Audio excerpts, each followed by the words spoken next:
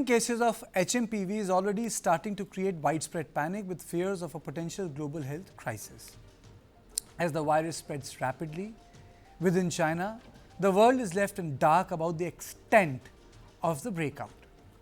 The crisis evoke memories of what happened when COVID-19 was in initial stage.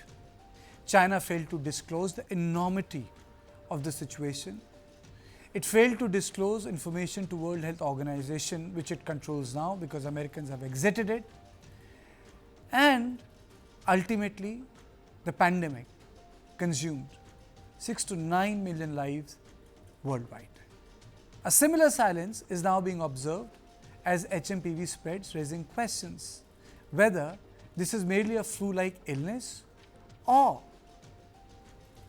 is it a result of virus mutating, or as in the previous case when the Wuhan lab did not allow access to the Western scientists, was part of a botched up Chinese lab experiment.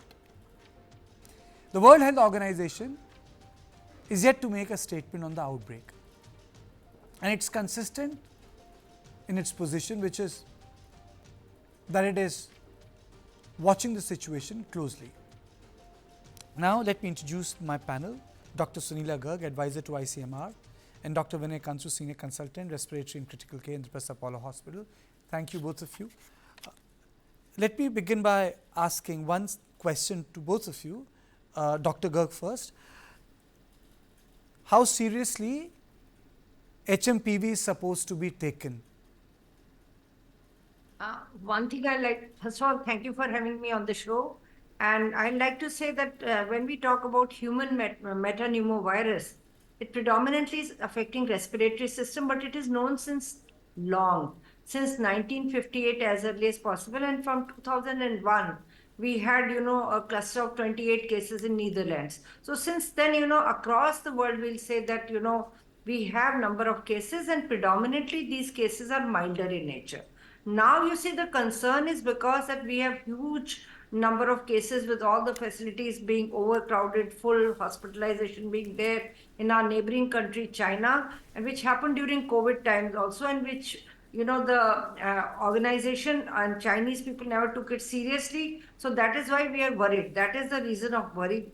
But as far as India is concerned, I'll say that, when we talk about 4 cases, there will be large number of, subclinical cases of what we call it as iceberg phenomena. So we don't have to be worried about, but we need to be cautious and we need to be watchful about the cases which are coming with respiratory problems. That is important. So, testing, treating, tracking becomes the need of the hour, and people will say, why testing? Because we need to monitor the disease. We have to put it on the IDSP platform as to how many symptomatics we are getting with in terms of respiratory infections and all.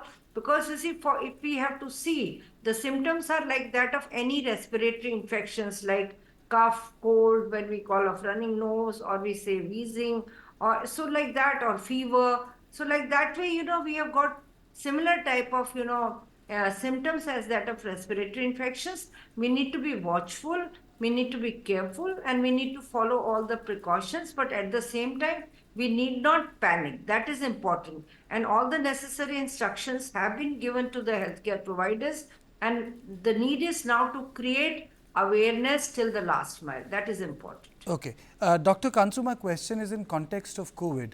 Now, the COVID has weakened the immunity. A lot of people I knew, they had mild infections. They undergo longer infestation of the same infection, a stronger one in terms of the impact it has on lungs. So, in context of long COVID, the virus mutation, what are the precautions people should take? Because lives have changed. We have examples of people just dropping out once their exercise is over. Now, doctor says that long COVID has impacted the heart. I'm sure that it must have had similarly impacted our lungs also, madam.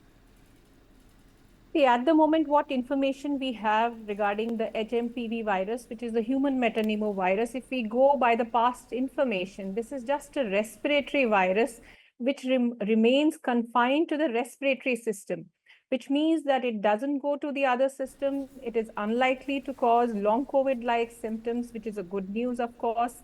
But this is all based on the past information and the studies we have on human metapneumovirus.